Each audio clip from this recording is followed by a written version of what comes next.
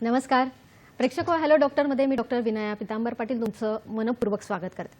प्रेक्षको, निसर्ग देवता हे ईश्वराचं सजीव आणि मूर्तिमंत रूप आहे। त्यामुळेच पूर्वीच्या काळी अगदी निसर्गात राहणाऱ्या लोकांना अनेक आजार हे त्यापासून दूर होतेच, पण यासोबतच त्यांचं आयुष्य सुद्धा वाढलं होतं। पण सध्याच्या काळात मात्र हवा पालटसाठी तुम्ही कुठेतरी बाहेर जा असा सल्ला सांगणारे डॉक्टर सुद्धा शोधूनही सापडणार नाही। कारण आपल्यामध्येच आहे। कारण सकाळी उठल्यापासून अगदी इंधनासाठी, दळणवळणासाठी, कंपन्यातील धूर असू दे, अनेक रासायनिक पदार्थांचा वापर आपण वारेमाप करत असतो। आणि हेच प्रदूषण आपल्यामध्ये, पाण्यामध्ये, धुळीमध्ये, हवेमध्ये इतकं पसरलं जातं की त्यामुळे अनेक विनाशकारी आजार हे अगदी सहज उत्पन्न होतात आणि हे आजारच पुन्हा आपल्यापर्यंत येतात। आणि याचाच प्रत्यय किंबहुना आपण म्हणू शकतो की हवेतील प्रदूषण यामुळे होणारे जे आजार आहेत हे सर्वात महाविनाशकारी ठरलेले आहेत आणि याचा प्रत्यय आपल्याला कोविड-19 द्वारे आला आहे। प्रेक्षको, सध्याच्या काळात जर म्हणायला गेलं तर जगातील जेवढे फुफ्फुसाचे आजार आहेत त्यातले 15% आजार हे भारतात आहे आणि जेवढा मृत्यूदर आहे त्यातील 30% मृत्यूदर हा भारतात आहे। या आजाराचं वाढतं प्रमाण लक्षात घेतात खरंच आपल्या गोष्टी याबद्दल सुधारल्या पाहिजेत आणि त्या कशा सुधारल्या पाहिजेत, आयुर्वेदिक उपचार काय आहेत, यासाठीच खास आपण आजचा विषय निवडलेला आहे आणि तो म्हणजे फुफ्फुसाचे आजार आणि आयुर्वेद। प्रेक्षको, पुन्हा ऐकूया आपण फुफ्फुसाचे आजार आणि आयुर्वेद।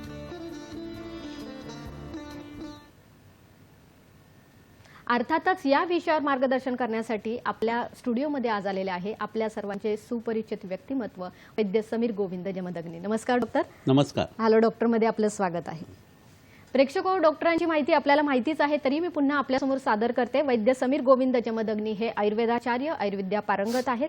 गेल्या 35 वर्षापासून डॉक्टर पुणे, मुंबई येथे यशस्वी आयुर्वेदिक चिकित्सक म्हणून कार्यरत आहेत। विश्ववती आयुर्वेदीय रुग्णालय कोल्हापूर तसेच नर्गिस दत्त कॅन्सर हॉस्पिटल बार्शी येथे डॉक्टर प्रमुख चिकित्सक म्हणून कार्यरत आहेत। कॅन्सर, हृदयरोग, क्रिटिकल इलनेसेस, वंध्यत्व, गतिमंदत्व, मतिमंदत्व, पर्सनॅलिटी डिसऑर्डर या व इतर आजारांच्या उपचारांमध्ये डॉक्टरांनी विशेष प्रावीण्य मिळवलेले आहे।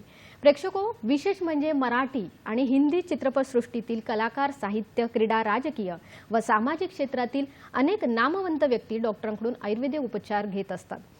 यासोबतच वैद्य समीर जमदग्नी सरांच्या दवाखान्यामध्ये सरांच्या मार्गदर्शनाखाली, सरांच्या सल्ल्याने सर्व आजारांचे निदान आणि उपचार करण्यासाठी तसेच वेळेचा अपव्यय टाळून रुग्णांच्या सोयीसाठी खास एक्सपर्ट डॉक्टरांची टीम ही सतत कार्यरत असते। विशेष म्हणजे वैद्य समीर गोविंद जमदग्नी सरांकडे श्री विश्वामृत आयुर्वेद अध्ययन या उपक्रमाद्वारे विद्यार्थ्यांना गुरुकुल पद्धतीने आयुर्वेदाचे शिक्षण हे विनामूल्य दिले जाते। प्रेक्षको, आजचा विषय फार महत्त्वपूर्ण आहे। सर्दी खोकल्यापासून टीबी आहे, सीओपीडी आहे, काहींना अगदी स्मोकिंगमुळे जेव्हा लंग्सचे त्रास होतात किंवा त्यांचं एखादंच फुफ्फुस काम करत असतं अशा वेळेला सुद्धा आयुर्वेदिक दृष्ट्या तुम्ही योग्य उपचार घेऊ शकतात। चला तर मग कार्यक्रमाला सुरुवात करूया। डॉक्टर, पुन्हा एकदा तुमचे खूप स्वागत। नमस्कार डॉक्टर, आपण जेव्हा आज फुफ्फुसाचे आजार घेतलेले आहेत तर आयुर्वेद काय सांगतं? फुफ्फुसाच्या आजाराविषयी वर्णनामध्ये काय म्हटलं? बरोबर, कसं होतं, फुफ्फुस असं म्हटलं की रक्ताच्या फेनापासून किंवा फेसापासून फुफ्फुसाची उत्पत्ती सांगितलेली आहे आणि त्यामुळं रक्ताचं जे मूलस्थान आहे यकृत आणि प्लीहा ते पिक्चरमध्ये येतं असं होतं। गर्भावस्थेमध्ये साधारण 3ऱ्या आठवड्यापासून ते 6व्या-7व्या आठवड्यापर्यंत आपल्या फुफ्फुसाची उत्पत्ती जी आहे ती व्हायला सुरुवात झालेली असते। हिक्का म्हणजे उचकी आणि दमा या दोन गोष्टींचं वर्णन जे आहे ते आयुर्वेदात एकत्र चरक संहितेमध्ये केलेलं आढळून येतं।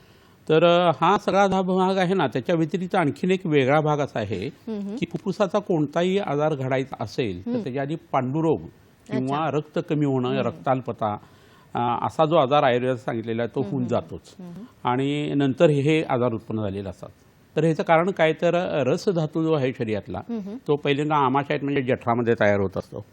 आपण असं लक्षात घेऊया की तळ आहे आणि त्या तळ्याच्या जवळ आपलं मातीचं घर आहे समजा आणि घरामध्ये ओल आली तर ती ओल जाण्यासाठी आपण तिथं किती सिमेंट लावलं, माती लावली, काही केलं, मुरुम टाकला तरी सुद्धा ती ओल पुन्हा येतेच। करायला काय पाहिजे, त्या तळ्याचं पाणी उपसायला पाहिजे, तिथं माती वगैरे टाकायला पाहिजे आणि मग घरामध्ये पुन्हा सिमेंट माती जर टाकली तर ती ओल कायमस्वरूपी जाणार आहे। तसं फुफ्फुसाचा कोणताही आजार जर असेल ना तर तो उत्पन्न होण्याच्या आधी तुम्हाला जठरामध्ये जो कफ आहे तो आणि रसधातू हा नीट केला पाहिजे तर त्याचा सप्लाय ज्या ठिकाणी आहे असं फुफ्फुस आहे ते नॉर्मल होऊ शकतं।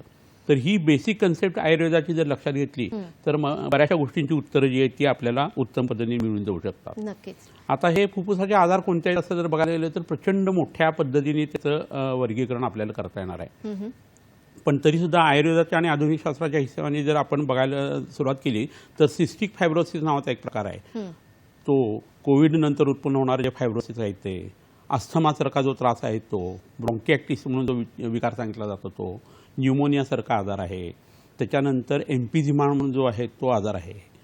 तर अशा पद्धतीचे जवळजवळ एक 10 ते 15 आजार आपल्याला व्यवहारात नेहमी दिसतात की ज्याची ट्रीटमेंट करायची आपल्याला गरज पडत असते. बरोबर. आणि ते करताना आधुनिक शास्त्राचा कसा त्या सिस्टीमचा एक डॉक्टर असतो. वैद्याला तसं करून चालत नाही. 3.5 हाताच्या या देहामध्ये प्रत्येक गोष्टीचा दुसऱ्या प्रत्येक गोष्टीशी संबंध असतो. तर फुफ्फुसाचा स्वतंत्र आजार स्वतःहून झालेला आणि फुफ्फुसाचा परतंत्र आजार म्हणजे इतर आजारांचा फुफ्फुसावरती झालेला परिणाम असं आम्ही रीड करत असतो. आणि त्यामुळे आम्हाला सगळ्या गोष्टीचा एका वेळेला होलिस्टिक असा अप्रोच ठेवावा लागतो आणि त्यानुसार जी ट्रीटमेंट आहे ती करायला लागत असते. तर हा फुफ्फुसाचा भाग लक्षात घेताना त्याच्यातल्या ज्या रचना आहेत वेगवेगळ्या त्या जर लक्षात घेतल्या, रक्तवाहिन्या वगैरे, तर या रक्तवाहिन्यांची उत्पत्ती रक्तापासून आहे आणि मेद धातूपासून सुद्धा सांगितलेलं आहे. मेदाच्या मृदुपाकापासून शिरा उत्पन्न होतात असं सांगितलेलं आहे. म्हणजे फुफ्फुसाच्या आजाराचा एक पाय जो आहे तो मेदामध्ये आहे. रस, रक्त, मांस, मेद, अस्थिमज्जा, शुक्राचे 7 धातू आहेत आणि मधला काटा जो आहे तो मेदाचा असतो. त्यामुळे मेदाशी संपूर्ण हा खेळ संबंधित असतो. आणि मेदाशी संबंधित कोणताही आजार झाला की त्याला लंघन महत्वाचं असतं. शरीरातला भुकेचा भाग जो आहे तो वाढवणं गरजेचं असतं. आणि ह्याच्याबरोबरीने निरू, बस्ती, विरेचन अशा पद्धतीचे उपक्रम पिक्चरमध्ये येत असतात. तर हे सगळं वेगळं प्रकरण आहे. आणि ह्या पद्धतीने जर तुम्ही ह्या आजारांच्याकडे बघायला लागलात तर बरेचसे आजार जे असाध्य वाटतात आधुनिक शास्त्राला ते आयुर्वेदामध्ये सुखसाध्य होऊ शकतात, काही कष्टसाध्य होऊ शकतात, पण पेशंट त्यातून बाहेर पडू शकतो. नक्कीच. तर ही पूर्वपीठिका लक्षात घेणं खूप गरजेचं आहे. अगदी बरोबर आहे डॉक्टर. आता सर्वसामान्य लोकांना एवढंच माहिती आहे, पावसाळा आलेला आहे, हवामान बदलतं आणि त्यामुळे हे आजार होतात. बरोबर. पण आयुर्वेद काय सांगतं या आजारांची, फुफ्फुसाच्या आजार होण्याची उत्पत्ती कुठून येते? बरोबर आहे. फुफ्फुसाच्या आजाराची जर कारणं आपण बघितली ना तर ती प्रचंड मोठ्या पद्धतीची, आता मी मगाशी म्हटलं तसं, खूप सर्दी होते समजा तर त्याची पोस्ट नेझल ड्रीप होते आणि फुफ्फुसावरती पडायला लागल्यानंतर त्यातनं दमा उत्पन्न होऊ शकतो. तुम्हाला त्वचारोग झालेला आहे आणि तो दबला गेला तर ती विष तिथनं जी बाहेर पडणार आहे ती फुफ्फुसाच्या हिशोबाने बाहेर पडायला लागतात वायूच्या स्वरूपामध्ये. आणि फुफ्फुसाचा आजार बरा केला की त्वचाविकार बरा केला की फुफ्फुसाचा आजार, असं काही लोकांना होत असतं. शौचाचा आणि लघवीचा वेग अडवण्याची बऱ्याच लोकांना सवय असते. ते जर केलं गेलं तरी सुद्धा तुम्हाला फुफ्फुसाचे आजार उत्पन्न होऊ शकतात. अति जागरण, अति मैथून किंवा अति चालणं, अति व्यायाम करणं, याच्याबरोबरीनं अति जेवण करणं, भूक नसताना जेवणं, पहिला अन्न पचायच्या आधी पुन्हा जेवणं, अतिशय पाणी पिणं, धुळीसारखे जे प्रकार आहेत ते नाकामध्ये जास्ती जाणं, धूर नाकामध्ये जाणं, काही ॲलर्जीज जे असतात त्याचे पदार्थ आपण सेवन करणं किंवा ते हवेमधनं आपल्या पोटामध्ये किंवा फुफ्फुसामध्ये जाणं, अशा पद्धतीची कारणं आहेत ती नॉर्मल कोर्समध्ये असतात. परंतु काही वेळेला कसं होतं, काही आजार असतात की ज्याचा परिणाम म्हणून तुम्हाला फुफ्फुसाचे आजार उत्पन्न होतात. त्याच्यामध्ये वेगवेगळ्या पद्धतीचे ताप आहेत, कोविडसारखा आजार आहे, त्याच्यानंतर खूप जुलाब जर झाले तर हा आजार उत्पन्न होऊ शकतो. गुल्म नावाचा आजार सांगितलेला आहे, हृदरोग आहे, त्याचा परिणाम म्हणून हा प्रकार होऊ शकतो. किडनी फेल्युअरसारखा जो भाग आहे त्यात मूत्राघात उत्पन्न झाल्यानंतर काही दिवसांनी फुफ्फुसाशी संबंधित लक्षणं यायला लागतात. पांडुरोग आता मी मगाशी म्हटलं तसं आहे. काविळीमध्ये श्वास यकृती सांगितली, यकृतामध्ये काही बिघाड झाला तर त्याचा परिणाम जो आहे तो फुफ्फुसावरती येऊ शकतो. तर अशी काही कारणंही आहेत. आणि काही औषधांचा, आधुनिक शास्त्रांच्या सुद्धा परिणाम जो आहे तो फुफ्फुसावरती त्या पद्धतीने येऊ शकतो आणि मग त्याची ट्रीटमेंट आपल्याला वेगळ्या पद्धतीने करायला लागते. नक्कीच. प्रेक्षक हो, आता फुफ्फुसाचे आजार म्हटल्यानंतर अनेक वेळेला अगदी लहान मुलांपासून हे आजार उत्पन्न होताना दिसतात. अगदी लहान मुलांसाठी पासून आपल्याला काय काय उपचार करायचे हे सुद्धा डॉक्टर आपल्याला सांगणार आहेत. तत्पूर्वी इथे वेळ झाली एका छोट्याशा विश्रांतीची. कुठेही जाऊ नका, बघत राहा कार्यक्रम हॅलो डॉक्टर.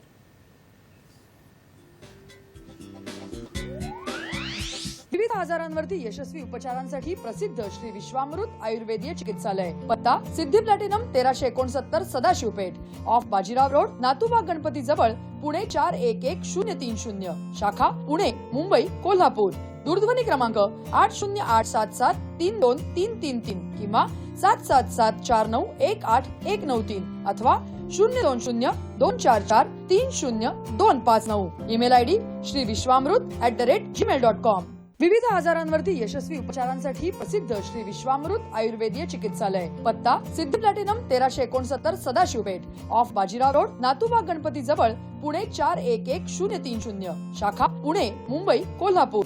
दूरध्वनी क्रमांक 8087732333 किंवा 7774918193 अथवा 02024430259. ईमेल आयडी श्रीविश्वामृत@gmail.com. विविध आजारांवरती यशस्वी उपचारांसाठी प्रसिद्ध श्री विश्वामृत आयुर्वेदीय चिकित्सालय. पत्ता Siddhi platinum 1369 Sadashivpeth, off Bajirao road, Natubag Ganpati जवळ, पुणे 411030. शाखा पुणे, मुंबई, कोल्हापूर. दूरध्वनी क्रमांक 8087732333 किंवा 7774918193 अथवा 02024430259. Email ID श्रीविश्वामृत@gmail.com.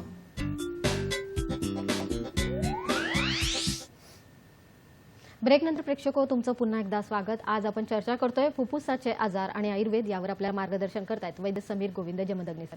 प्रेक्षको, ब्रेकला जाण्याआधी डॉक्टरांनी अनेक माहिती दिली, तशीच डॉक्टरांनी खास आपल्यासाठी टिप्स आणलेल्या आहेत. बघूया काय आहेत त्या.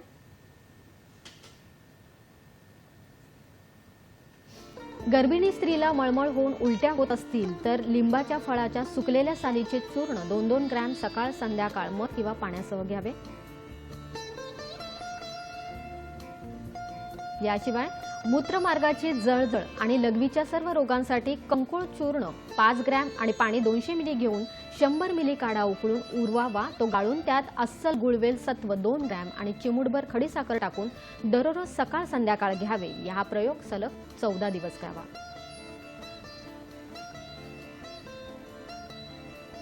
प्रेक्षको, सध्याचा काळ असा आहे, फास्ट युग आपण म्हणतो, आणि आपण अनेक आहारात अशा गोष्टी घेतलेल्या आहेत ज्यामुळे इम्युनिटीच नाही तर फुफ्फुसाचे आजार सुद्धा लवकर होऊ शकतात. लहान मुलांपासून मोठ्यांपर्यंत आपण कोणाला सोडलं नाही. डॉक्टर, लहान मुलांमध्ये सुद्धा काय काय कारणं आहेत आणि त्यांचेही आजार होण्यामागे काय कारण घडू शकतात? लहान मुलांच्या दम्याचं आणि सर्दीचं मी बघितलेलं 40 वर्षातलं कारण म्हणजे आईचं प्रेम. अच्छा. कारण आपलं मूल जे आहे एकच मुलं असतं हल्ली, त्यामुळे केअरिंग शेअरिंग त्याला जमत नसतं. आई वडिलांना इथे जमत नाही आणि एका मुलावरती भडीमार प्रेमाचा होतो. कारण आई वडील दिवसभर बाहेर असतात, सकाळी वडील काहीतरी, संध्याकाळी काहीतरी वडील घेऊन येतात, आई सुद्धा घेऊन येते आणि मुलाला भूक नसताना नको नको म्हणतात ते खातं. नंतर त्याला सवय लागते आणि चटपटीत खायची सवय लागते. फळं खातात, पिझ्झा, बर्गर वगैरे, पावभाजीसारखे पदार्थ. आणि पूर्वीच्या काळी कसं होतं, 2 महिन्यातनं एकदा एरंडे तेल वगैरे दिलं जायचं. आता ते कोण देत नाही, मुलंही घेत नाहीत असल्या गोष्टी. आणि त्याच्याबरोबरीनं वाईट पदार्थ तेवढे खाण्यामध्ये खूप आलेले आहेत. तर मुलाचं वय हे कफाचं हे लक्षात घ्या. 16 वर्षापर्यंतच्या मुलांना बाल असं म्हटलेलं आहे. म्हणजे टीन एज जे आहे ना ते सुद्धा बालकडे झुकणार असं आहे. आणि 16 वर्षानंतर मग तारुण्यावस्था सुरू होत असते. मुलींच्या बाबतीत सुद्धा हेच होत असतं. तर तुमच्या मुलाची जर प्रकृती कफाची आहे, कफाचं वय आहे, तर गोड पदार्थ किती द्यायचे, आईस्क्रीम सारखे पदार्थ किती द्यायचे. म्हशीचं दूध जे आहे ते निद्राजनन म्हणून सांगितलेलं आहे. तुम्ही जर दूध म्हशीचं आणत असाल घरी आणि ते जर दिलं जात असेल तर त्याला बुद्धिमांद्य उत्पन्न होतं, तमोगुण वाढतो, झोप जास्ती यायला लागते. आणि त्याच्यात जर तुम्ही वेगवेगळे चिकट गोड पदार्थ टाकत असाल काही, तर मग आणखी मग त्याचा परिणाम जो आहे तो कफ वाढण्यामध्ये होता. त्याला भूक लागत नाही, मग तरी तुमची वेळ झाली म्हणून त्याला तुम्ही बळजबरीने खायला घालता आणि आमदोष नावाचा दोष पोटामध्ये तयार होतो, जठरामध्ये. तळं खराब होतं आणि त्यामुळे जवळची जी मातीची घरं आहेत ती सुद्धा खराब व्हायला लागतात आणि मुलांना आजारपण यायला लागतं. हे पहिलं कारण आहे. हे असं झालं आणि तुम्ही डॉक्टरकडे गेलं की डॉक्टर म्हणतात ह्याला इन्फेक्शन झालेलं आहे. खरं काय झालेलं आहे, केळ एक खायला घातलं समजा, तर लहान मुलांचं कफाचं वय आहे, कफाच्या बरोबरीने केळाने कफ वाढला, 2 कफ झाले आणि ऋतू जर वसंत ऋतू कफाचा असेल तर 3 कफ झाले आणि त्याच्यामुळे कफ वाढून त्याला सर्दी झाली. हे ज्यादा लॉजिकल आहे. आणि मग संक्षिप्त हा क्रियायोग निदान परियोजनम. तुम्ही म्हशीचं दूध बंद करा, दूध बंद करा, भूक लागल्याशिवाय त्याच्याकडे बघू नका. आणि जेव्हा भूक लागेल तेव्हा पथ्याचा त्याला द्यायला लागला तर तुमच्या बाळाची सर्दी ही पटकन जाऊ शकते. डोक्यावरनं आंघोळ घालायची नाही अशी सवय लावून ठेवतात, तसं करायला नाही पाहिजे. डोक्यावरनं आंघोळ घातली जायला पाहिजे. अंगाला कितीही वारं लागलं, अंग ओलं असताना बाथरूममध्ये तरी चालतं, परंतु बाहेर आल्यानंतर वारं लागायला नाही पाहिजे ओल्या अंगावरती. तर आत त्याला कोरडं करायचं, टॉवेलमध्ये गुंडाळायचं आणि मग बाहेर आणायचं. असं जरी केलं तरी मुलांच्या सर्दी खूप कमी होतात. टॉन्सिल जरा सुजले की टॉन्सिल काढून टाकतात, मग रिकरंट फॅरिंजायटिस होत राहतो. तर असं न होता जवळच्या वैद्याला भेटायला पाहिजे. आणि ही आता सांगितलेला जो वस्तुपाठ आहे तो वेगळ्या पद्धतीने आखून घेऊन तुमच्या मुलाच्यावरती तुम्ही प्रयोग करा. पहिली गोष्ट म्हणजे त्याला भूक लागल्याशिवाय खायला देऊ नका. एवढं जरी केलं ना तरी डॉक्टर वैद्याची गरज कमी होईल. नक्कीच. अजून सर आपण काय सांगणार आहात? लहान मुलांच्या बाबतीत झालं, आता मोठ्यांच्या जेव्हा बाबतीत अजून कुठली कारणं? बरोबर. इंटरस्टिशियल लंग डिसऑर्डर नावाचा एक आजार आहे. तर रुमॅटॉइड आर्थरायटिस झाल्यानंतर बऱ्याच लोकांना हा आजार उत्पन्न होत असं लक्षात येतं. ऍस्बेस्टॉस सारखा डस्ट जे असतात ते जर फुफ्फुसामध्ये गेले तरी हा आजार होतो. लॉंग स्टँडिंग इन्फेक्शन्स आहेत आणि खोकला जर असेल ना तरी सुद्धा हा एक भयानक आजार लागतो. इतका तो भयानक असतो की ऑक्सिजन सिलेंडर घेऊनच पेशंट जो आहे तो सगळीकडे फिरत असतो. तर अशा वेळेला मी सांगितलेला जो टेक आहे ना, यकृत चांगलं करणं, हृदय चांगलं करणं, जठर चांगलं करणं, तिथलं पचन चांगलं करणं, रक्त चांगलं करणं, शरीरातला मेदधातू चांगला करणं आणि नंतर फुफ्फुसाकडे बघणं असं जर केलं तर मग ती बिल्डिंग बरोबर बांधली जाते चिकित्सेची आणि लोकांचा ऑक्सिजन त्यातनं सुटू शकतो. सार्कोआयडोसिस नावाचा आजार जो आहे ना, त्याच्यामध्ये जर फुफ्फुसामध्ये शरीरामध्ये वेगवेगळ्या ठिकाणी गाठी उत्पन्न होत असतात. त्याचं कारण बऱ्याच वेळा अनुवंशिक असतं, बऱ्याच वेळा हे ॲसिडोसारखे पदार्थ आणि विष सेवन, वेगवेगळ्या पद्धतीने पोटामध्ये विष जर गेलेलं असेल, मस्किटो मॅट सारखे असतील, त्याचा धूर ज्यादा इनहेल झालेला असेल तर, किंवा लहानपणी आपल्याला कुत्रं मांजर वगैरे चावलेलं असतं, विंचूकाटा चावलेला असतो, कीटक चावलेले असतात, त्याचा वेगवेगळा परिणाम जो आहे तो नंतर लेटर एजमध्ये आपल्या शरीरावरती येऊ शकतो आणि असे आजार उत्पन्न होऊ शकतात. कोविडसारखा आजार आहे, तर नंतर लंग फायब्रोसिस जे आहे ते खूप मोठ्या प्रमाणात आपल्याला दिसतं. लिम्फोमासारखा आजार आहे कॅन्सरचा, तर लिम्फोमा शरीरात कुठेही होत असला तरी फुफ्फुसाच्या ठिकाणी त्याची अभिव्यक्ती झाल्यानंतर उत्पन्न होणारा आजार हे जास्ती धोकादायक असतात.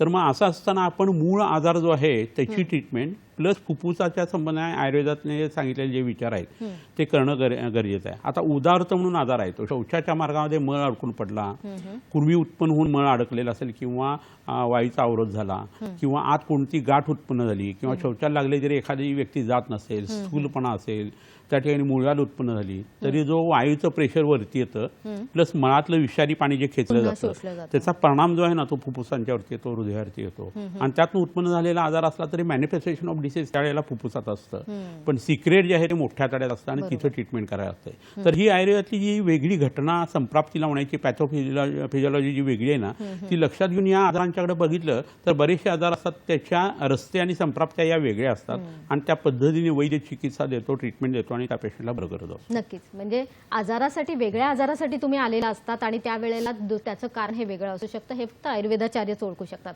प्रेक्षक एक फोन आलेला आहे, प्रकाश मुळे बोलतायत आपल्याशी, जालना येतो. नमस्कार प्रकाशजी. हॅलो. हरिओम. बोला प्रकाशजी. हा नमस्कार. नमस्कार, बोला. हा माझा प्रश्न असा आहे, कोरोना हा फुफ्फुसाचा आजार का आणि या कोरोनाच्या मुळाशी नेमकं काय? बर, प्रश्न समजला तुमचा. धन्यवाद प्रकाशजी. करोना हा फुफ्फुसाशी संबंधित आजार का असं त्यांनी विचारलेलं आहे. तर आमचं आयुर्वेदिक लोकांचं म्हणणं काही तसं नाहीये. ज्यावेळेला हा आजार उत्पन्न होतो त्याच्या आधी निश्चितपणे पोट बिघडायला लागतं. काही लोकांना मळमळ होते, उलट्या होतात, काही लोकांना जुलाब होतं, पण गॅस्ट्रिक ॲप्सेट हे असतंच. ते झाल्यानंतर मग थकवा जाणवणं, ताप येणं आणि मग पंडुरोगाची काही लक्षणं विविषय दिसणं आणि नंतर मग त्याचं मॅनिफेस्टेशन जे आहे ते फुफ्फुसामध्ये होत असतं. त्यामुळे प्रश्न खूप चांगला आहे आणि प्रत्येकाला करोनाच्या जंतूंचा त्रास होईल असं होत नाही, कारण आपली इम्युनो सिस्टीम वेगळ्या पद्धतीने काम करत असते. त्यामुळे तुमच्या शरीरातली इम्युनो सिस्टीम चांगली करणारे जे अवयव आहेत, हृदय आहे, यकृत आहे, प्लीहा आहे, टॉन्सिल्स आहेत, ॲडिनॉइड्स आहेत, ह्यांचं आरोग्य जर तुम्ही औषधाच्या साहाय्याने, प्राणायामाच्या साहाय्याने, इतर योगासनांच्या साहाय्याने जर मेंटेन केला आणि खाण्यापिण्या वागण्याच्या हिशोबाने, तर त्याच्यामुळं तुमच्या शरीराची इम्युनो सिस्टीम जी आहे ती चांगली स्ट्रॉंग होऊ शकते. करोनाचं इन्फेक्शन जरी तुम्हाला झालं तर त्यातनं तुम्ही पटकन बाहेरसुद्धा पडू शकता. तर कोणताही आजार उत्पन्न होत असताना तुम्हाला एक गंमतशीर भाग सांगतो, फुफ्फुस आणि आपलं पचनसंस्था हे एकत्र मिळून व्याधिक्षमत्वाचं काम करत असतात असं आधुनिक शास्त्राचं सुद्धा म्हणणं आहे. आणि आम्ही तर रोगाः सर्वेपी मंदेग्नो सूत्रामुद्राणीच्या असं म्हणतो. त्यामुळे प्रत्येक आजार हा पोटाशी संबंधित आहे. वात, पित्त, कफ शरीरात जे तयार होतात पहिल्या, दुसऱ्या आणि तिसऱ्या अवस्थापाकामध्ये उदिरित होतात, ते अवस्थापाक जर चांगले केले, 6 रसांचा तुम्ही आहार घेतला आणि भूक लागली असताना तुम्ही जेवायला सुरुवात केली, आबरचबर खाल्लं नाही, 24 तासात 2 वेळा जेवणाने एकदा कोठा तुमचा साफ झाला, तुम्ही रात्री लवकर झोपायला लागलात आणि लवकर उठायला लागलात, थोडासा माफक व्यायाम करायला लागलात, आयुर्वेदिक दिनचर्या आणि परिचर्या जर तुम्ही ऋतुचर्या करायला लागलात तर कोणत्याही वैद्याने डॉक्टरांच्याकडे जायची तुम्हाला पाळी येणार नाही. आणि सपोज काही इन्फेक्शियस तरीसुद्धा डिसीज झाले तर तुम्ही खूप चांगल्या पद्धतीने पटकन बरे होऊ शकता. नक्कीच.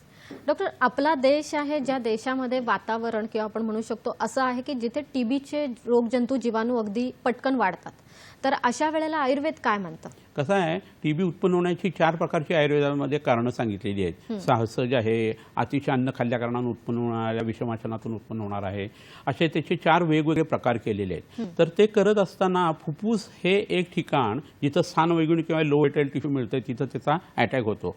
म्हणजे तुम्ही खूप चांगला प्रश्न विचारला विनयजी. भारतातल्या बऱ्याच राजांना, राजपुत्रांना आणि राजकन्यांना हा आजार झाल्या कारणानं त्यांचं अकाली मरण आलेलं आहे आणि भारताचा पूर्ण इतिहास जो आहे ना तो त्याच्यामुळे बदलून गेलेला आहे. हे जर लक्षात घेतलं ना तर ह्या आजाराचं जे स्वरूप आता भयावह दिसतंय टीबीचं, त्याच्यामध्ये आता मल्टी ड्रग रेझिस्टंट तो झालेला आहे. बऱ्याचशा AK-84 सारख्या औषधांचा उपयोग होत नाही असं होतं. तर त्यावेळेस सपोर्टिंग ट्रीटमेंट जी असते ना ती वेगवेगळे वैद्य देत असतात, परंतु मूळ ट्रीटमेंट जी आहे ती आजार उत्पन्न झाल्या लगेच जर केली आणि वमनासारखा उपक्रम राबवला गेला आणि मी आता सांगितलं तसं खाणं पिणं वागण्याचे नियम जर केले गेले तर द्राक्षारिष्ट, आरोग्यवर्धिनीसारखी औषधं, गुडुच्चामृत नावाचं औषध आहे, च्यवनप्राश नावाचं औषध आहे, ते याकुती रस, नवरत्न राजभोगांक रस, अशी सुंदर सुंदर औषधं आहेत. ती दिली की पहिल्या 2 अवस्थेमध्ये तो पूर्णतः बरा होऊन जातो. तर ही पद्धती जी आहे ती पूर्वीच्या काळी कन्व्हेन्स तेवढा शक्य व्हायचा नाही आणि प्रत्येक गोष्ट पटकन वेळेवर मिळायची नाही. पण आता सगळ्या गोष्टीचं ज्ञान आहे, सगळ्या गोष्टींची उपलब्धता आहे आणि पेशंट सुद्धा आहेत. पण लोकांना हे माहीत नसतं की आयुर्वेदात अशी काही ट्रीटमेंट असते. तर तुम्ही जर ट्रीटमेंट टीबीची घेत असाल डॉक्टरांच्याकडनं तर जवळच्या वैद्याचा जरूर सल्ला घ्या, तुम्ही लवकर त्यातनं बाहेर पडाल. अगदी बरोबर. खूप छान डॉक्टर तुम्ही मार्गदर्शन केलेलं आहे. प्रेक्षको, म्हातारपणी संधिवात कोणालाच नको हवा असतो, पण त्यासाठी डॉक्टरांनी खास टिप्स आणलेल्या आहेत. याशिवाय अजूनही दुसऱ्या टिप्स आहेत, पण इथे वेळ झाली का छोट्याशा विश्रांतीची. कुठेही जाऊ नका, बघत राहा कार्यक्रम हॅलो डॉक्टर. विविध आजारांवरती यशस्वी उपचारांसाठी प्रसिद्ध श्री विश्वामृत आयुर्वेदीय चिकित्सालय. पत्ता Siddhi platinum 1369 Sadashivpeth, off Bajirao road, Natubag Ganpati जवळ, पुणे 411030. शाखा पुणे, मुंबई, कोल्हापूर. दूरध्वनी क्रमांक 8087732333 किंवा 7774918193 अथवा 02024430259. Email ID श्रीविश्वामृत@gmail.com. विविध आजारांवरती यशस्वी उपचारांसाठी प्रसिद्ध श्री विश्वामृत आयुर्वेदीय चिकित्सालय. पत्ता Siddhi platinum 1369 Sadashivpeth, off Bajirao road, Natubag Ganpati जवळ, पुणे 411030. शाखा पुणे, मुंबई, कोल्हापूर.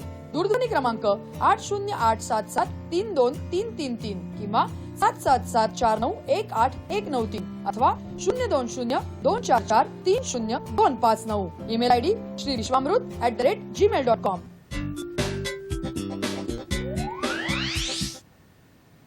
ब्रेकनंतर प्रेक्षको, तुमचं पुन्हा एकदा स्वागत. फुफ्फुसाचे आजार आणि आयुर्वेद यावर आपल्याला मार्गदर्शन करतायत वैद्य समीर गोविंद जमदग्नी सर. प्रेक्षको, डॉक्टरांनी काही टिप्स आणल्यात. म्हातारपणात जर संधिवात होऊ नये असं वाटत असेल तर काय केलं पाहिजे, यासाठी बघूया ही टिप्स. म्हातारपणातील संधिवातासाठी अश्वगंधा चूर्ण 5 ग्रॅम दररोज संध्याकाळी गरम पाण्यासोबत घ्यावे. यामुळे या आजारपणात तुम्हाला बरेच मदत होईल. कॅन्सरच्या रुग्णांनी काळ्या किंवा पांढऱ्या तुळशीच्या मंजिरी आणि पाने यांचा रस 1 महिना दररोज सकाळी 20 मिली म्हणजे 4 चमचे घ्यावा.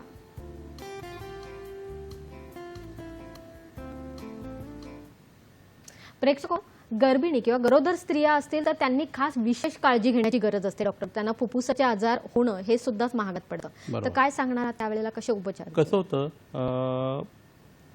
बाळ पोटामध्ये वाढायला लागल्यानंतर पहिला ट्रायमेस्टर जो असतो ना तो 3 महिन्याचा काळ हा साधारण कफाचा असतो आणि दुसरा जो असतो ना त्याच्यामध्ये काय होतं की पित्त वाढायला हळूहळू सुरुवात होते आणि नंतर शेवटचा जो ट्रायमेस्टर असतो त्याच्यामध्ये वात वाढत असतो.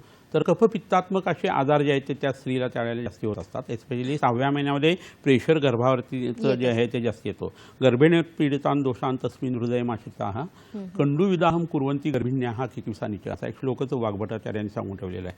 तर पोटाचं प्रेशर वाढल्यानंतर उत्पन्न होणारे जे भाग आहेत त्याच्यामध्ये पोटावरती स्ट्रेच मार्क येणं, तिथं खास सुटणं वगैरे या गोष्टी तर होतच असतात. पण त्याच्याबरोबर तुम्हाला विदाह हे लक्षण यायला लागतं आणि ते ज्यावेळेला फार वाढायला लागतं त्यावेळेला प्रेशर जे आहे ते लिव्हरचं वाढल्या कारणानं संधिवाताने मागं लागतो किंवा त्यावेळेला तुम्हाला फुफ्फुसाशी संबंधित लक्षणं जी आहेत ती दिसायला लागतात. आणि मग त्याच्यामुळे काय होतं, कॉम्प्रेस झालेली थोरॅसिक कॅव्हिटी जी आहे त्यांनी ऑक्सिजन इनसफिशियन्सी व्हायला लागते आणि श्वास तिला घेता येत नाही. आणि म्हणून तिने पहिल्यापासून डीप ब्रिदिंग एक्सरसाइज जर केले, लेफ्ट लॅटरल पोझिशनवरती ती झोपत राहिली तर तिला त्याचा त्रास जो आहे तो होण्याची शक्यता कमी असते. आता गर्भिणी परिचर्या नावाचा एक प्रकार असतो, तो जर पहिल्यापासून तिने व्यवस्थित घेतला आणि चरक संहितेत सांगितले त्या पद्धतीने गर्भिणी परिचर्या ठेवली तर बाळणपण सुद्धा सुकर होतं, अंगावरती दूधही छान येतं आणि गर्भाशयाचा आकुंचनित छान होतं. सगर्भावस्थेत उत्पन्न होणारे जे वेगवेगळे आजार असतात ते उत्पन्न होत नाहीत. अदरवाईज ते प्रेशर वाढायला लागलं आणि फुफ्फुसातल्या रक्तवाहिन्यांचं जर प्रेशर वाढायला लागलं तर मग त्याचा परिणाम जो आहे तो एक्लाम्प्सिया नावाच्या आजारामध्ये उत्पन्न होतो आणि अंगाला सूज वगैरे यायला लागते. प्रोटीन जे आहे ते युरिनमधून जायला लागतात, असा प्रकार घडतो. फुफ्फुसाचा आणि मूत्र स्रोताचा आयुर्वेद खूप जवळचा संबंध धरतो. तर तुमच्या फुफ्फुसाशी संबंधित जर काही घटना घडायला लागल्या तर तुमच्या युरिनच्या ब्लॅडरवरचं जे प्रेशर आहे तेही वाढायला लागतं. तुमच्या वृक्काशी संबंधित घटना सुद्धा बदलायला लागतात. तर हे सगळं लक्षात घेता काही परिचर्या, काही पद्धतीचं विशिष्ट पद्धतीने झोपणं आणि योगासनं आणि काही विशिष्ट पद्धतीच्या आहारावर काही औषधं असं जर सुरू ठेवलं तर गर्भिणीला त्यातनं उत्तम पद्धतीचा फायदा होऊ शकतो. नक्कीच. डॉक्टर, आपण एक पटकन एक प्रश्न घेऊया. संकेत आहिरे बोलतायत आपल्याशी. नमस्कार संकेतजी. हॅलो. माझा असा प्रश्न होता की माझ्या गळ्यात कप असतात, म्हणजे खोकला नाही येत परंतु कप असतात आणि तोंडाला असं पाणी येतं. याचं लक्षण काय असू शकतात सर? तुमचं वय किती आणि तुम्हाला व्यसन आहे का? नाही, मला कुठल्याही प्रकारचं व्यसन नाही सर, पण माझं वय आता 19 वर्ष असं आहे. बरं बरं, ठीक आहे. धन्यवाद. धन्यवाद संकेत. ठीक आहे. तोंडाला सतत पाणी सुटणं आणि कफ येणं हे अपचनाचं लक्षण आहे आणि कृमीचं लक्षण आहे. तर त्यांनी पहिल्यांदा काय करायला पाहिजे, लंघन करायला पाहिजे. सकाळी संध्याकाळी फक्त मुगाच्या डाळीचं कडण घ्यायचं, दुपारी एकदा हलका आहार घ्यायचा आणि जमलं तर जवळच्या वैद्याकडे जाऊन लघु वमन म्हणजे उलटीचं औषध असतं ते घ्यायचं की घशातला कफ त्यांचा कमी होईल. कंठ हे स्थान जे आहे ते कफ आणि रक्ताचं आहे. त्या रक्तदोषासाठी तुम्ही विरेचन ही ट्रीटमेंट करू शकता, कफासाठी वमन करू शकता. लघु वमन, लघु विरेचन केलं तरी चालण्यासारखं आहे. पण तोंडाला तुळा सुटणं हे लक्षण फारसं चांगलं नाही. त्यामुळे कृमींचा एक विचार करायला पाहिजे. प्रेशर ऑन लिव्हर असताना तुम्हाला अशी तोंडाला तुळ येणं किंवा मळमळ होणं किंवा कफ हे होऊ शकतं. तर तुमचा खाण्यापिण्याच्या सवयी ज्या आहेत त्या थोड्याशा बदलायच्या. भूक लागल्यानंतर खायला पाहिजे. नाश्ता शक्यतो तुम्ही करू नका. दुपारी 12च्या दरम्यान जे एकदा जेवण करायचं आणि संध्याकाळी सूर्यास्ताच्या आत एकदा जर जेवण केलं आणि जेवताना गरम पाणी घेतलं तर हा त्रास कमी होईल. सर्वांगासन, शंखमुद्रा आणि महाबंध बांधणं असं जर केलं तर तुम्हाला हा त्रास जो आहे तो वमन विरेचन न करता सुद्धा पटकन कमी होऊ शकतो. खजिरादी गुटी म्हणून एक गोळी आहे ती चघळण्यासाठी तुम्ही वापरा आणि गोड पदार्थांचं सेवन आता टाळा. नक्कीच. डॉक्टर, आता तुम्ही अनेक अवयव किंवा अनेक आजार सांगितले की ज्याच्यामुळे आपल्याला फुफ्फुसावर लक्षणं दिसू शकतात, पण सर्वसामान्य लोकांनी कसं ओळखावं की हा आजार फुफ्फुसाचा आहे? बरोबर आहे. आता फुफ्फुसाशी संबंधित आजार असताना पहिल्यांदा काय होतं, बऱ्याच जणांना सर्दी हे लक्षण असतं. पातळ पाणी वाहणारी किंवा चोंदणारी. नाकाच्या हाडावरती त्याचा परिणाम आपल्याला जाणवतो. नाकाचं हाड वाकडं झालेलं आहे असं बऱ्याच वेळेला होतं. तर इतर हाडं वाढण्यापेक्षा नाकाच्या हाडाचा वाढण्याचा रेट जास्ती असेल तरी नाक वाकडं होऊ शकतं, ट्रॉमामुळे होऊ शकतं. आणि ज्या वेळेला इतर वेळेला नाकाच्या हाडाला सूज येते किंवा ते वाकडं वाटतं किंवा पॉलिश डेव्हलप तेव्हा एक वेगळी घटना घडते. रक्तापासून मांस तयार होतानाचा जो बाय प्रॉडक्ट आहे तो म्हणजे आपल्या नाकातला शेंबूड, ज्याला आम्ही सिंगाणक असं म्हणतो. तर ती गोष्ट जी आहे ती लिव्हरमध्ये चाललेली असते. त्यामुळे मॅनिफेस्टेशन ऑफ डिसीज तुमचं नाकामध्ये असतं आणि सिक्रेट हे लिव्हरमध्ये असतं. तर यकृताशी संबंधित आजार काढून टाकले आणि कोठा साफ केला की नाकातले पॉलिप कमी यायला लागतात. मग मूर्तूत कॉपर सल्फेट जे असतात ते आणि आपल्या हरितकीचा काढा जो आहे हिरड्याचा, त्यानी नाक जर धुतलं गेलं तर ते पॉलिप सगळेचे सगळे नष्ट होतात. आणि सर्दीचा लेप जो आहे तो नाकावरती जर केला, कोंबड नक्की, वेखंड, हळकुंड, सुपारी वगैरे, तर नाकाचं हाड जे आहे ते शेपमध्ये येतं. हाडं उत्पन्न होतात मोठ्या तड्यामध्ये. तर शौचाच्या मार्गामधनं जर तिक्त क्षीर वस्ती दिले गेले तर नाक जे आहे ते पुन्हा सरळ होतं. तर हे लोकांना कल्पनाच नसते. हे असे मिरॅकल्स आयुर्वेदामध्ये होऊ शकतात कारण आमची संप्राप्तीची पद्धत वेगळी असते आणि आयुर्वेदाची फिजिओलॉजी ही एकदम वेगळी आहे. तर त्या पद्धतीने आम्ही ट्रीटमेंट देतो आणि त्याच्यामध्ये ह्या गोष्टी घडतात. अन्यथा 2-3 वेळा नाकाचं ऑपरेशन केलं आहे, पॉलिप्स काढलेत आणि पुन्हा ते आलेत, असं रिअकर का होतं? तर हे त्याचं कारण हे असतं की त्याचं सिक्रेट कुठं आहे हे माहीत नसतं. आणि मग त्याला मूळव्याधीसाठीचं आर्षकुठार नावाचं औषध जे आहे ते नाकातल्या पॉलिप्ससाठी सुद्धा आपल्याला देता येतं. तर हा भाग जो आहे तो आयुर्वेदाचा वेगळा आहे आणि तो भारतीय लोकांनी लवकरात लवकर ओळखून घ्यायला पाहिजे. आयुर्वेद म्हणजे फक्त झाडपाल्याचं औषध, काविळीचं औषध, पोटाचं औषध असं नाही आहे. ते ऋषीमुनी लिहिलेलं शास्त्र आहे आणि ऋषीमुनी आपले सायंटिस्ट आहेत. नक्कीच. प्रेक्षक, हे ऐकल्यानंतर असंच वाटतं की प्रत्येक आजाराचा सूक्ष्मच विचार करून आयुर्वेदाने आपल्याला नेहमी कारण हे लगेच आणून दिलेलं आहे आपल्यासमोर. डॉक्टर, म्हातारपण हे वय पण बाताचं असं म्हटलं जातं. इथे म्हातारपणात सुद्धा काय काळजी घेतली पाहिजे? कसं होतं, वय एकदा 60च्या पुढचं चाललं ना की मग वृद्धावस्था आली असं आता म्हटलं जातं. पूर्वीच्या काळात, महाभारताच्या काळात 130 वर्षाचं वय भगवान श्रीकृष्णांचं आणि 110 वय जे होतं तर अर्जुनाचं होतं आणि ते लढाई करत होते. 250 वर्ष जगण्यासाठी लायक असं शरीर ब्रह्मदेवाने आपल्याला दिलेलं आहे. पण आपण इतक्या चुकीच्या पद्धतीचं खाणं पिणं वागणं करतो की 50-60 आलं की आपल्याला वाटतं आता आपलं सगळं संपलं. खरं म्हणजे आपण सगळे टीनेजर्स आहोत, निदान मी तरी. तर हे जर लक्षात घेतलं तर तुम्हाला असं वाटेल की पूर्वे वैसी मध्यमे वा अशा रसायनाचा एक विधी जो आहे तो आयुर्वेदात सांगितलेला आहे. आणि तारुण्य ही म्हातारपणाची पहिली पायरी जर धरली तर तुम्हाला तरुण वयातच च्यवनप्रसारखी औषधं घ्यायला पाहिजे, अंगाला तेल लावायला पाहिजे. आणि मी मगाशी सांगितलेले बंध आणि मुद्रा ज्या आहेत ना त्या जर केल्या गेल्या तर शरीराचं वय वाढण्याचं प्रकरण जे आहे ते रोधतं. आणि मग त्याच्याबरोबर जर तुम्ही तुमचा षडरसात्मक आहार घेतला, ऋतूनुसार तुम्ही जेवायला लागलात, ऋतुहरित म्हणून एक कल्प आहे तो तुम्ही जर घ्यायला लागला तर तुमचं म्हातारपण हे उशिरा येणार आहे. आणि एजिंग फास्ट जर झालं नाही, मेंदू तुमचा जर व्यवस्थित राहिला तर बाकीच्या बॉडी सिस्टीम आपोआप चांगल्या काम करतात. त्यामुळे पाठांतर करणं 60 नंतर असं जर तुम्ही करत राहिला तर तुमचं पोट चांगलं राहतं, तुमचा जठराग्नी चांगला राहतो, तुमचं अन्नपचन चांगलं राहतं, तुमचे न्यूरॉन्स पुन्हा रिफॉर्म व्हायला लागतात. आणि तुम्ही सगळ्या गोष्टीत जर इंटरेस्ट घेत असाल आणि कवाडं कोणती बंद केलेली नसतील, तुम्ही साधना वगैरे करत असाल, श्वासावरती तुमचं कंट्रोल येत असेल तर दम्यासारखे आजार तुम्हाला शिवू शकत नाही, तर हृदरोगासारखा आजार तुम्हाला होऊ शकत नाही. आणि वृक्क, हृदय आणि मस्तिष्क ह्याचे जर आजार झाले नाही तर शरीराचा दुर्ग कधी लवकर पडत नाही. नक्कीच. प्रेक्षक, आता आपल्याला जाणून घ्यायचं आहे की उपचार नक्की कसे असतात. डॉक्टर, आयुर्वेदानुसार म्हणजे चिकित्सा सूत्र काय आहे, कसं रुग्णांना बरं केलं जातं? कसं होतं, आता मी मगाशी फुफ्फुसाच्या ठिकाणी व्यक्तीकरण हे सांगितलं ना, तर फुफ्फुसाची उत्पत्ती ही रक्तफेनापासून आहे. रक्त जे आहे त्याचं मूलस्थान यकृत आणि प्लीहा आहे. आणि रक्ताच्या ठिकाणी पित्त हा दोष असतो. त्याचा उपक्रम जर म्हटला गेला तर जुलाब उत्पन्न करणं किंवा विरेचन ही याची ट्रीटमेंट राहते. संतमक आणि प्रथमक असे श्वासाचे दोन जे प्रकार सांगितलेले आहेत ना, त्यात प्रथमक श्वास जो असतो त्याच्यामध्ये पित्त जे आहे ते खूप मोठ्या प्रमाणावरती असतं. आणि त्याच्यामध्ये तंबकेतू विरेचनम असंच म्हटलेलं आहे. तर तुम्हाला मूत्र विरेचन म्हणजे लघवीला साफ करणं, शौचाला साफ करणं, असं खालचे 2 मार्ग साफ केले तर वरती जे प्रेशर येणं ते कमी होतं. अनाह नावाचा पोटाचा जो आजार आहे, ज्यात पोट फुगी असते, त्यात दम लागणं हे लक्षण आहे. तर ते अनाह जर नष्ट झालं तर तुम्हाला दम लागणं हे शक्यच नाहीये. फुफ्फुसाला सक्षम करण्यासाठी हे सार्कोॲसिडोसिस सारखे जे प्रकार आहेत ते, किंवा COPDचा जो प्रकार आहे तो, किंवा इंटरस्टिशियल लंग डिसऑर्डर, ह्याच्यामध्ये आम्ही ह्याच पद्धतीने विचार करतो. फुफ्फुसाकडे आम्ही लक्ष देतो, पण तिथं वायुकोश आणि रक्तवाहिनी याच्यामध्ये जो कडकपणा आलेला आहे तो घालवण्यासाठी आयुर्वेदात औषधं असतात. ती तयार झालेली रचना म्हणजे फायब्रस टिश्यू जे आहे ते काय आहे, शेवटी कंडरा, सिरा आणि स्नायू आहेत. तर ते नष्ट करण्यासाठी आम्ही जुलाबाचं औषध देतो. मिड ॲक्झिलरी लाईन जे असतात तिथं आम्ही सोन्याच्या सळीने अग्निकर्म करतो. फुफ्फुसाच्या दोन्ही बाजूला आम्ही जळवा लावतो. रक्तमोक्षण जे आहे ते राईट क्युबाटोरियल फोसामधनं करतो. विरेचनाचं औषध देतो. उपनाह म्हणजे पोटीस जी आहे ती छातीला लावल्यानंतर त्याचा खूप चांगला परिणाम आपल्या शरीरावरती येत असतो. गोमूत्रातून काही पहाटेच्या वेळेला जर औषध दिली तर त्यांनी विरेचन होऊन जातं. दुग्धमचं मूत्रमचं विरेचनाने. हे हळद आहे, ओली हळदीचं चूर्ण, सीतोपलादी चूर्ण आहे, आणि 1 फुलपात्र गोमूत्र घ्यायचं, 4 पदरी फडक्यावरनं ते 9 वेळा गाळायचं, आणि रोज सकाळी तुम्ही 21 दिवस घेऊन बघा तर दम्यातला द सुद्धा राहत नाही. पण लोकांना याची कल्पना नसते. संध्याकाळच्या वेळचं जेवण भाजकं करायचं किंवा बंद करायचं आणि दुपारी एकदा जेवायचं. हे फुफ्फुसाच्या, हृदयाच्या आणि पोटाच्या आजाराच्या लोकांनी करून बघावं आणि अशा पद्धतीची औषधं घ्यावी की लक्षणांच्या मध्ये उपशम होतो, नव चैतन्य शरीरामध्ये येतं आणि तुमचा उत्साह उल्हास वाढीला लागतो. नक्कीच. डॉक्टर, पंचकर्माकडे आपल्याला वळायचं, पण तत्पूर्वी एक फोन आलेला आहे. बघूया. शंकर पुरी बोलतायत आपल्याशी परभणी इथून. नमस्कार शंकरजी. ते प्रश्न सांगायचं होतं. बोला, प्रश्न विचारा आपला. हा, नमस्कार सर, मी शंकर पुरी बोलतो. बोला. ते माझ्या घशामध्ये सुया टोटल्यासारखे होतात आणि खोकला येतोय, कफ जास्त पडतोय. बरं, तुमचं वय किती आहे? माझं वय 67 वर्ष आहे. आणि तुमचे टॉन्सिल्स काढले नाहीत ना लहानपणी? नाही, टॉन्सिल्स वगैरे काय काढलं नाही. बरं बरं. आणि इतर काय आजार आहे तुम्हाला? Diabetes, blood pressure? नाही, डायबिटीस वगैरे नाही. बीपी आहे, शुगर आहे. बरं. डायबिटीज म्हणजे शुगर. तुम्हाला शुगर आहे म्हणजे? नाही, ते घशात सुया टोटल्यासारखं होतंय, खोकला येतोय आणि कफ जास्त पडतोय. ठीक आहे, धन्यवाद शंकरजी. तुमचा प्रश्न आमच्यापर्यंत पोहोचलेला आहे. काय सांगणार आहात? घशामध्ये त्रास होतोय आणि टोचल्यासारखं होतंय म्हणजे निश्चितपणे 2 गोष्टी असणार आहेत. एक तर स्टोमॅटायटिस किंवा तोंड आलेल्याचं असेल ना तरी असं होऊ शकतं.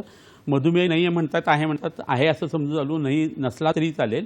पण बऱ्याच वेळेला B12 डेफिशियन्सी नंतर असं लक्षण बऱ्याच वेळा येतं. व्यसनं जर असतील तर त्याचा परिणाम म्हणून, तंबाखूचा परिणाम म्हणून असं होऊ शकतं. पण मुखपाक हे लक्षण बऱ्याच वेळा व्हिटॅमिन डेफिशियन्सीमुळे येतं. तर 6 रसाचा आहार, पहिल्यांदा गोड खायचं, आंबट खायचं जेवताना, आणि सगळ्यात शेवटी कडू आणि तुरट जे आहे ते खाल्लं तर त्यांचा हा त्रास कमी होईल. चव्यादी चूर्ण किंवा तालीसादी चूर्ण म्हणून मिळतं ते त्यांनी पोटात घ्यायला पाहिजे. आणि हळद, मीठ आणि गरम पाण्याच्या गुळण्या जरी केल्या तर त्याचा हा त्रास कमी होईल. कोठा साफ झाला की घशाचे आजार कमी होतात. तर त्रिफळा चूर्ण रोज रात्री झोपताना 1 चमचा 21 दिवस त्यांनी गरम पाण्यावरती घ्यावं. तर त्यांचा रक्तदाबाचा त्रासही कमी येईल. साखर जर असेल तर ती कमी यायला लागेल.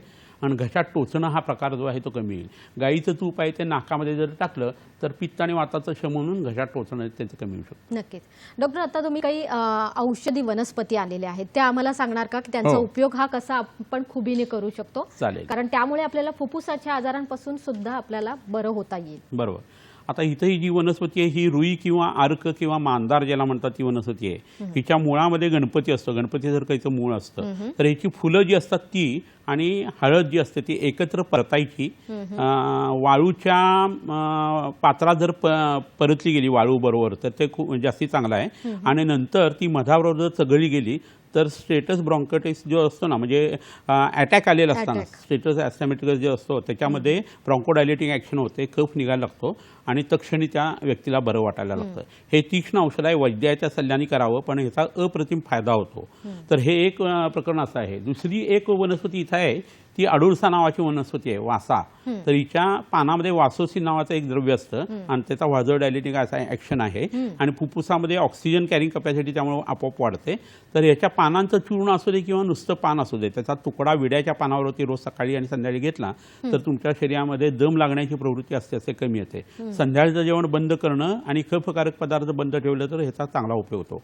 पानापेक्षा याच्या मुळावरची साल जी आहे ती जास्ती उपयोगी पडते असं एकंदरीत आमच्या लक्षात आलेलं आहे. त्याच्या बरोबरीनं इथं आणखीन एक वनस्पती आहे, ही मदयंतिका नावाची वनस्पती आहे. तुम्हाला सगळ्यांना माहित असेल. तर मेहंदी लाल असते, हाताला लावल्यानंतर ती लाल होते, सगळ्यांना कल्पना आहे. पण फुफ्फुसाची ताकद वाढवण्यासाठी आम्ही COPD-साठी, इंटरस्टिशियल लंग डिसऑर्डरमध्ये आणि सार्कोइडोसिसमध्ये सुद्धा ही वनस्पती वापरतो. हिच्या पानांचा रस असतो तो काढायचा आणि 1 ते 2 चमचे एवढ्या प्रमाणात अनुषपोटी द्यायचा आणि तो हळदीच्या बरोबरीने द्यायचा. तो जसा पचत जाईल तसं त्याचं प्रमाण जे आहे ते वाढवायचं आणि दुधाबरोबर ही वनस्पती घेतल्यानंतर फुफ्फुसाची ताकद ही वाढायला लागते. आणखीन एक गोष्ट इथं आहे ती दाखवणं तुम्हाला इष्ट आहे आणि ते म्हणजे हे मृगशृंग आहे.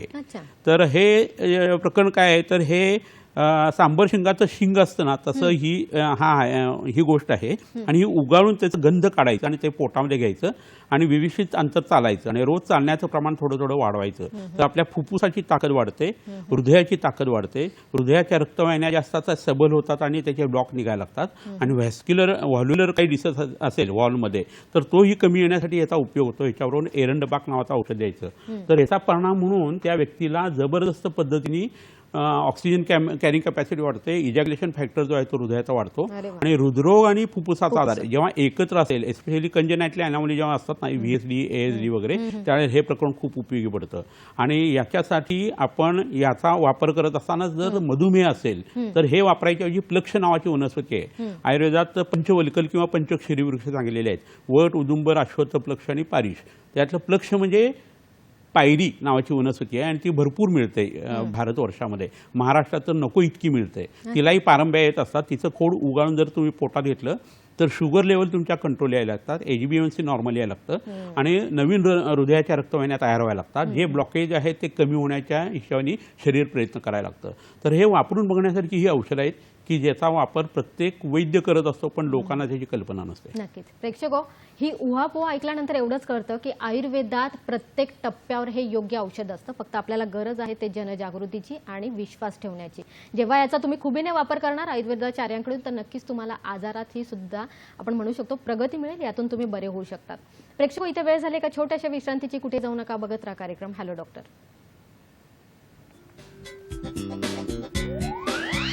विविध आजारांवरती यशस्वी उपचारांसाठी प्रसिद्ध श्री विश्वामृत आयुर्वेदीय चिकित्सालय. पत्ता Siddhi platinum 1369 Sadashivpeth, off Bajirao road, Natubag Ganpati जवळ, पुणे 411030. शाखा पुणे, मुंबई, कोल्हापूर.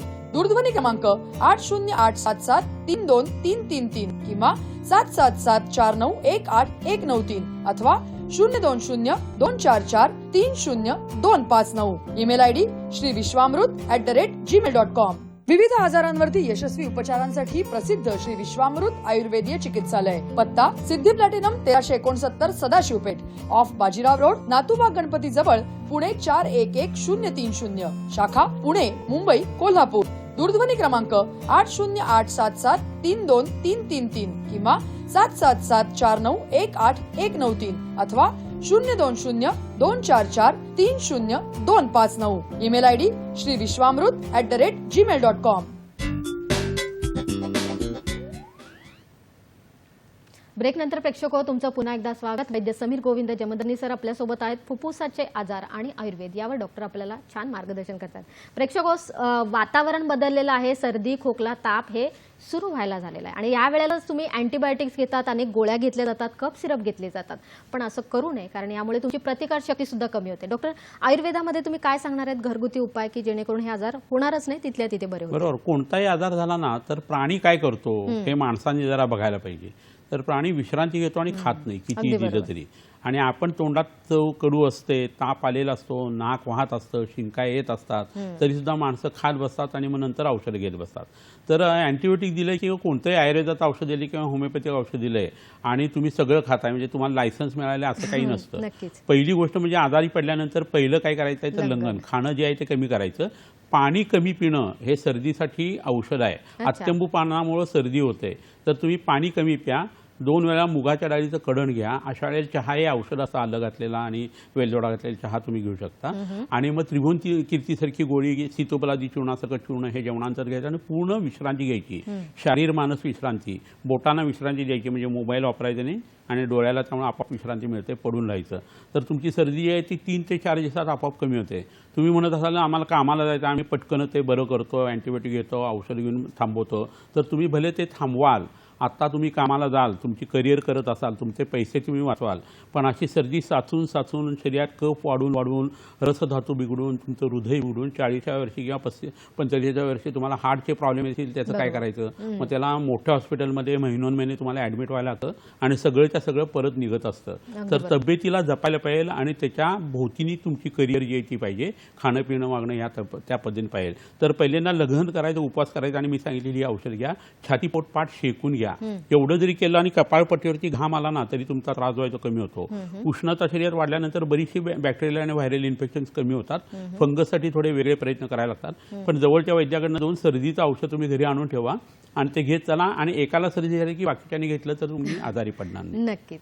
डॉक्टर, आता पंचकर्म काय सांगतं? कारण काही लोकांना वर्षानुवर्ष सर्दी किंवा फुफ्फुसाचे आजार असतात. बरोबर. तर त्या जे स्मोकर्स असतात ना त्यांच्यासाठी जरा बोलायला पाहिजे की चेन स्मोकर असतात, आठवड्यातून 3-4 वेळा स्मोकिंग करणारे, ढगारावाली, भजी खाल्ली की लगेच चहा प्यायची, तंबाखू खायची इच्छा असते. तर तंबाखूच्या रुग्णाने जेव्हा आम्ही औषध देत होतो त्यावेळेला एका व्यक्तीची तंबाखू पूर्णतः सुटली आणि मला समजा नाही कशामुळे सुटली त्याची. त्याची बायको पुढच्या वेळेला आल्यानंतर नमस्कारच करायला लागली की हे काय झालं, कशामुळे तुम्ही यांची तंबाखू सोडू शकला. तर मी जेव्हा औषधं बघितली तेव्हा मूत्र संग्रहणीय गण म्हणून चरक संहितेमध्ये एक सांगितलेला आहे. तर तो जो तुरट रसाचा गण आहे तो मी त्याला पोटा दिलेला होता आणि ते तोंडात तुरटपणा आला की त्याला तंबाखू खायची इच्छा होत नव्हती. आणि मग नंतर आम्ही तंबाखू सोडण्यासाठी तंबाखू घालायला ते औषध दिलं. मग त्याच्यामुळे कमल, विमर, सिग्नेचर वगैरे जे काय तुमची औषध खाण्याच्या सवयी असतील ना त्या आपोआप ह्या पद्धतीने कमी होतात असं लक्षात यायला लागलं. पण हे होत असताना एक दुसरा प्रयोग आम्ही करून बघितला की स्मोकर जे आहेत त्यांना तंबाखू ओढली की 2 सेकंदात ते विष जे आहे ते मेंदूकडे जातं आणि 9 सेकंदामध्ये तुमच्या यकृताकडे जात असतं. तर त्या मूत्रसंग्रह गणाच्या आम्ही सिगारेट्स बनवल्या आणि त्या लोकांना खायला दिल्या. तर ते औषध चूर्ण कोणत्याही वैद्याकडे तुम्हाला मिळेल आणि त्याची जी सिगार आहे ती तुम्ही तयार करून ओढायला लागला तर तुमची तंबाखू आपोआप ओढणंही थांबेल. आणि मग जी फुफ्फुसं खराब झालेली आहेत त्याच्यासाठी तुम्ही वमन आणि विरेचन करू शकता, रक्तमोक्षण करू शकता आणि विषाचे वेगवेगळे जे प्रकार आहेत ते नष्ट करणारी जी अगदतंत्राची औषधं आहेत ती तुम्ही देऊ शकता. तर त्यांनी तुमच्या शरीरावरती निश्चित चांगला परिणाम येईल. आणि फुफ्फुसात उत्पन्न होणार नंतर एम्फिझेमासारखा आजार जो आहे, इंटरस्टिशियल लंग डिसऑर्डर आहे, कॅन्सरची शक्यता जी असते ती सगळी त्यांनी नलिफाय होऊ शकते. तर जवळच्या वैद्याचा तुम्ही त्याच्यासाठी सल्ला घ्या. नक्कीच. म्हणजे हार्डनेस ऑफ जो लंग्स होतं ते सुद्धा आपण जाऊन पुन्हा सॉफ्टनेस करू शकतो. डॉक्टर, आता पंचकर्म काय सांगतं किंवा आपण काय काय तर उपचार फुफ्फुसाशी संबंधित हा आजार झाला ना की पहिल्यांदा काय आहे तर वमन करणं गरजेचं आहे. कारण हा कफाशी संबंधित कफाच्या क्षेत्रातला विकार आहे. ते झाल्यानंतर विरेचन केलं की तुमचं रक्त शुद्ध व्हायला लागतं, यकृत चांगलं काम करायला लागतं, फुफ्फुसं चांगली होतात. एवढं केल्यानंतर तुमची जी ताकद गेलेली आहे आणि फुफ्फुसाचा परिणाम जो हृदयावरती आणि महास्रोतस किंवा एलिमेंटरी कॅनॉलवरती झाला आहे तो नष्ट होण्यासाठी तुम्ही बस्ती वापरू शकता. ह्याच्याबरोबर तुम्ही नाकामध्ये औषध जर टाकलं तर त्याचा परिणाम तुमच्या सायनसवरती येतो आणि तिथून जे प्रकरण जे आहे ते सुधारत तुमच्या फुफ्फुसापर्यंत जात असतं.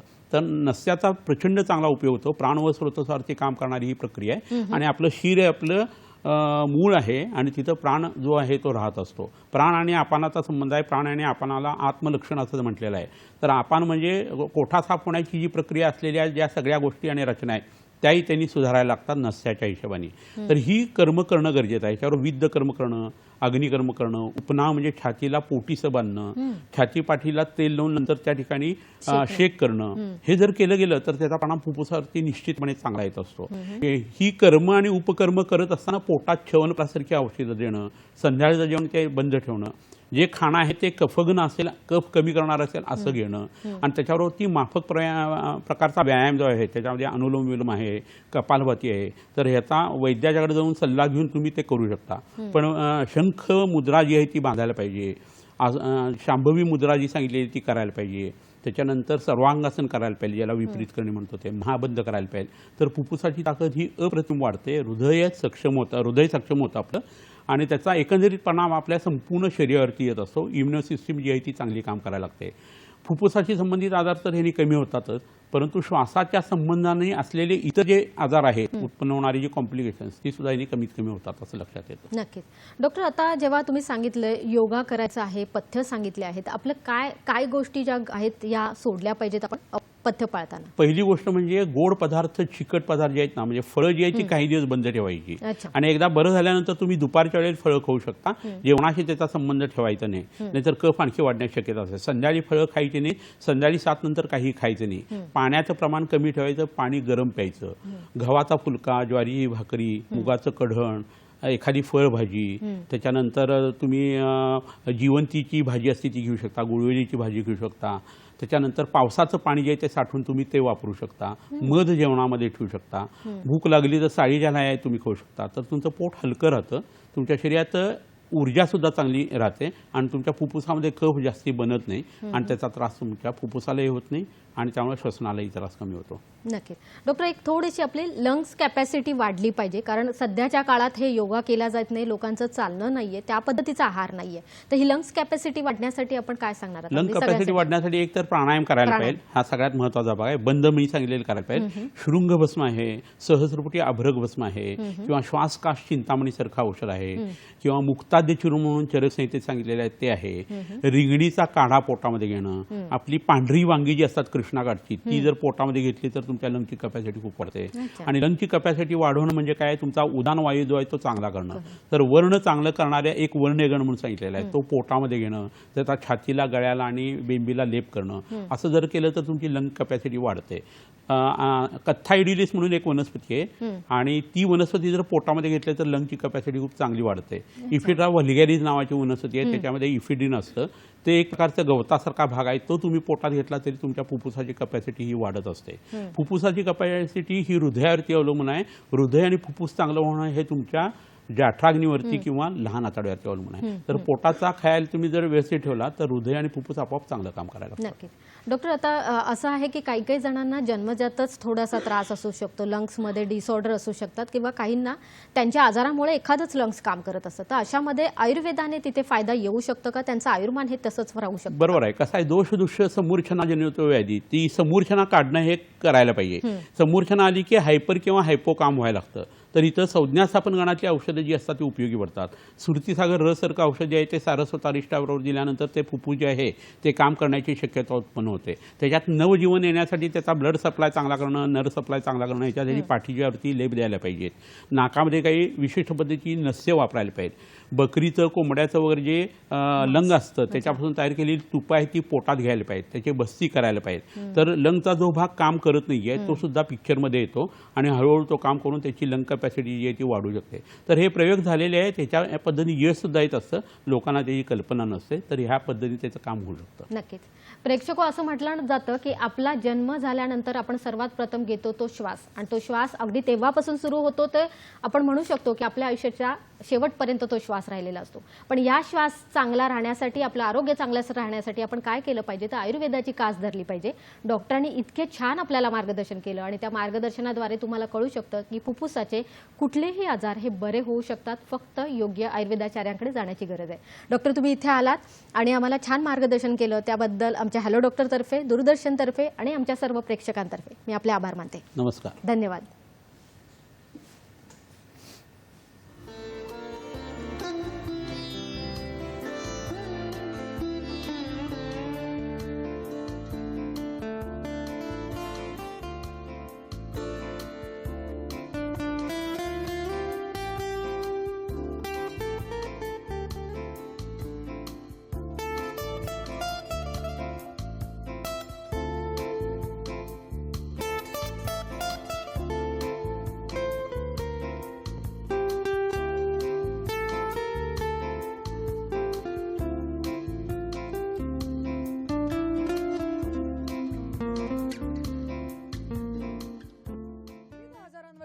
यशस्वी उपचारांसाठी प्रसिद्ध श्री विश्वामृत आयुर्वेदीय चिकित्सालय. पत्ता Siddhi platinum 1369 Sadashivpeth, off Bajirao road, Natubag Ganpati जवळ, पुणे 411030. शाखा पुणे, मुंबई, कोल्हापूर.